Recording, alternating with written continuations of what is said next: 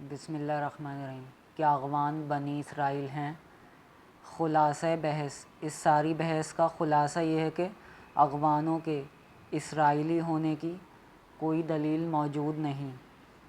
رہی یہ بات کہ آخر ان کا نسب کہاں جا کر ملتا ہے، تو اتنا جان لینا کافی ہے کہ وہ بھی باقی سب کی طرح آدم و نوح علیہ السلام کی اولاد ہیں۔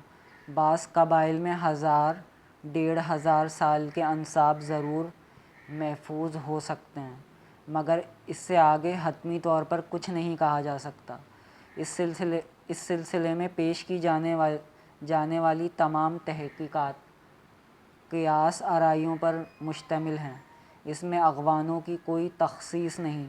سچ تو یہ ہے کہ دنیا کی اکثر اقوام 1000-2000 سال پہلے کی تاریخ میں اپنے حسب و نسب اور آباء و اجداد کی تلاش میں یقینی طور پر کچھ نہیں بتا سکتیں۔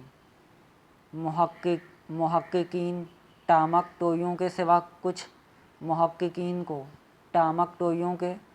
سوا کچھ حاصل نہیں ہوا۔ اس کی بڑی وجہ یہ ہے کہ قدیم ادوار میں وہ ذرائع علم مفقود تھے جن کے ذریعے ایسی معلومات کو محفوظ کیا جا سکتا۔ قوموں کی تاریخ لکھنے کا کوئی مستقل رواج نہ تھا۔ حسب نسب عموماً زبانی یاد رکھے جاتے تھے، مگر اس کا رواج بھی تمام قوموں میں نہیں تھا۔ ہاں، عرب اس ذوق میں ممتاز تھے اور اپنے شجر ہائے انساب زبانی یاد رکھا کرتے تھے۔ اس لیے عربوں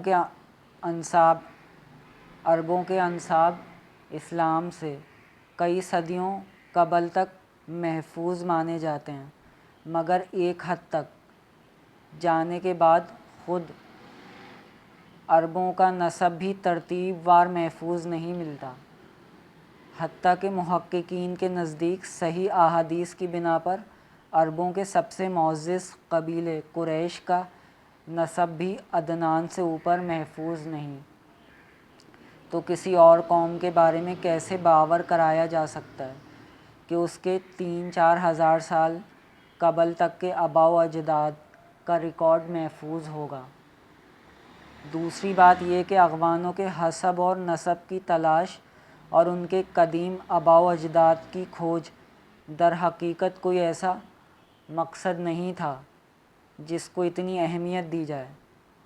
ہم جانتے ہیں کہ گزشتہ 10-12 صدیوں تک اغوانوں کے انساب محفوظ ہیں، اور تھوڑے بہت اختلاف کے ساتھ اغوانوں کو بیشتر قبائل 25-30 پشتوں تک اپنے آباء و اجداد کے نامور بزرگوں سے واقف ہیں۔ نسب کی درستگی، پہچان اور شرافت کے لیے اتنا کافی ہے۔ پھر یہ شرف کیا کم ہے کہ انہی اغوانوں میں شہاب الدین غوری، احمد شاہ ابدالی، محمود غزنوی جیسے نامور فاتحین اور ابراہیم بن ادھم شقیق بلخی، امام ابو داؤد سجستانی اور امام بہیقی رحمۃ اللہ علیہ جیسے بزرگوں نے جنم لیا۔ حتیٰ کہ امام اعظم امام ابو حنیفہ رحمۃ اللہ علیہ کے آباء و اجداد بھی اسی سرزمین سے اٹھ کر عراق گئے تھے۔ ان شرافتوں کے ہوتے ہوئے اغوانوں کو ہرگز ضرورت نہیں رہتی کہ وہ ما قبل از اسلام کے دور میں اپنے آباء و اجداد کی جستجو میں سر کھپائیں۔ ظاہر ہے کوئی مسلمان خاندان جاہلیت کے دور میں اپنے کسی جد امجد کو دریافت کر بھی لے تو اسے کوئی مطلب حاصل نہیں ہوتا، کیونکہ کوئی مسلمان اپنے جاہل اور بے دین آباء و اجداد پر فخر نہیں کر سکتا۔ اسلام نے جھوٹے تفاخر کے یہ تمام بت توڑ دیے ہیں، اور